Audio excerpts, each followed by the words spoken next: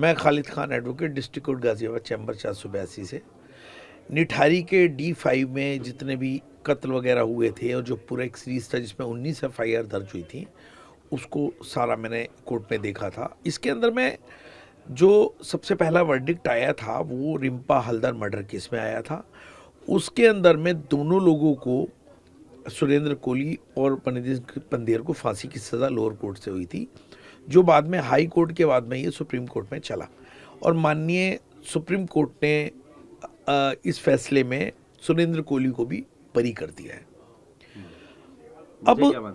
अब सबसे बड़ी बात यह है, जहाँ तक मैंने लोअर कोर्ट में पूरा कंप्लीटली इसको हैंडल किया था, ट्रायल में पूरा फेस किया था, उसके अंदर देखने में ये आया था जो CBI ने इन्वेस्टिगेशन इसमें किया वो बहुत ही फॉल्टी इन्वेस्टिगेशन इनका रहा था। इनिशियल स्टेज से ही CBI की कोशिश ये कभी नहीं रही कि इसके अंदर से पंदेर की तरफ थोड़ी सी भी सीरियसनेस के साथ में इसमें, क्योंकि उनका पहले ही मुझे लगता था एविडेंसेस पता नहीं क्या थे जिस आधार पर उन्होंने सोच लिया था कि पंदेर इसमें नहीं है। तो इस कारण से उन्होंने पूरा जो कंसंट्रेशन किया था CBI ने वो कोहली के ऊपर किया था। और इनका CBI का मेन जो रहा है इन्वेस्टिगेशन का, वो 164 का जो बयान था कोहली का, वो उस पर बेस्ड रहा है पूरी तरीके से।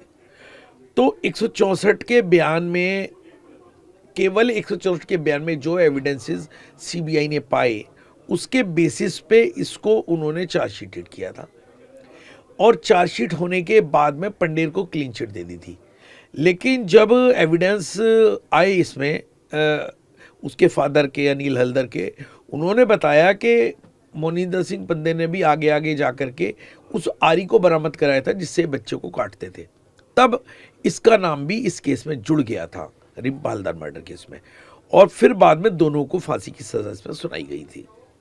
लेकिन जहाँ तक इन्वेस्टिगेशन, जो माननीय उच्चतम न्यायालय में जब ये केस गया तो उन्होंने इसको बहुत ही एलोबरेट तरीके से देखा और इन्होंने ये देखा, देखिए सबसे बड़ी प्रॉब्लम तो ये थी कि 19 के 19 मामलों में लगभग मोनिंदर सिंह पंदेर को शहर के बाहर दिखाया गया।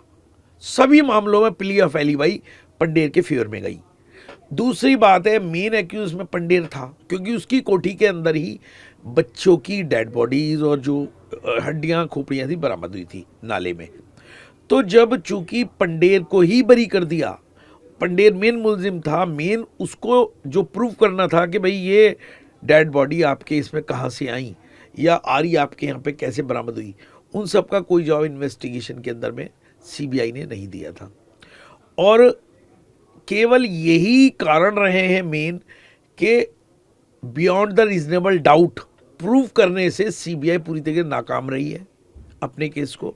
और इसी कारण से सुप्रीम कोर्ट ने केवल एक 164 के बयान के आधार पर, सेल्फ कन्फेशन के आधार पर इसको मुलजिम नहीं माना सुरेंद्र कोहली को और उसको बरी कर दिया। देखिए जहाँ तक विक्टिम की बात करें, कहीं ना कहीं इसमें चूँकि इन्वेस्टिगेशन जो प्रोसिक्यूशन स्टोरी थी वो पूरी तरीके से कोरिलेट नहीं कर रही थी, सर्कमटेंशियल एविडेंस पे बेस्ड थी। और जहाँ तक विक्टिम की बात करें तो विक्टिम को तो अपने बयान को प्रूव करना था केवल, और जो उन्होंने प्रूव किया भी कोर्ट के अंदर में, अनिल हल्दर ने अपने पूरे बयान को कोर्ट के सामने प्रूव किया और वो उसी के आधार पर 319 CRPC के अंदर में इसको पंडेर को भी एडिशनल एक्यूज बनाया गया था। लेकिन बात यह है, केवल सर्कमटेंशियल एविडेंस यदि कहीं होते हैं तो इनको वीक, जब तक कि पूरी चेन कंप्लीटली जुड़े ना तब तक सज़ा होना बड़ा मुश्किल रहता है। ये बात और है कि लोअर कोर्ट लेवल पे ये कड़ी जोड़ी मानी गई और देखा गया, लेकिन शायद उन एविडेंसेस को जो एप्रिसिएशन नहीं किया माननीय उच्चतम न्यायालय ने, सुप्रीम कोर्ट ने, और बाकी सर्कमस्टांसेस देखते हुए सर्कमस्टांशियल एविडेंस के बेस पे इतना मजबूत नहीं माना कि इसको कन्विक्शन किया जा सके। और शायद इसी कारण से, अभी मैंने पूरा वर्डिक्ट तो पढ़ा नहीं है, लेकिन इसी कारण से इसको बरी किया है। देखिए जहाँ तक मेरा अपना मानना है, इसके अंदर में लगभग 6 केसेस में तो मैंने पंडेर को मुलजिम बनवाया था इसके साथ साथ।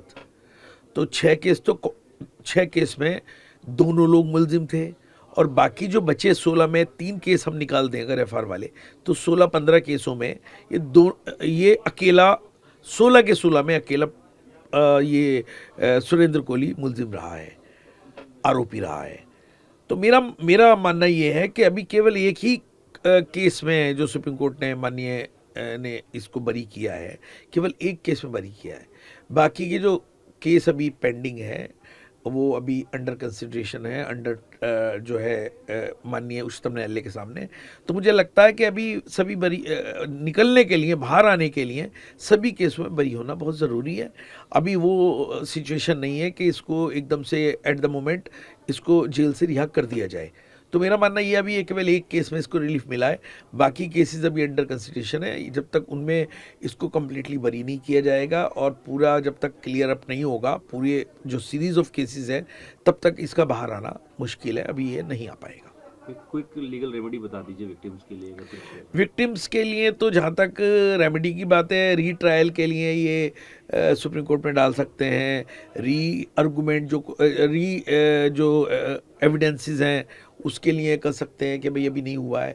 लेकिन जहाँ तक जितने साल इसमें हो गए हैं, उतने सालों के बाद में इस स्टेज पे आकर के ये कहना मुझे लगता है कि बड़ा ही असाधारण रहेगा। और माननीय सुप्रीम कोर्ट मुझे लगता नहीं है कि इसमें दोबारा से इस ट्रायल को खोलने का मन बनाएगी, या क्योंकि जो एविडेंसेस है उसमें कहीं कुछ इतने एविडेंसेस होना ज़रूरी था कि सर्कमटेंशियल एविडेंसेस को वो प्रूव कर पाते, कड़ी को जोड़ पाते।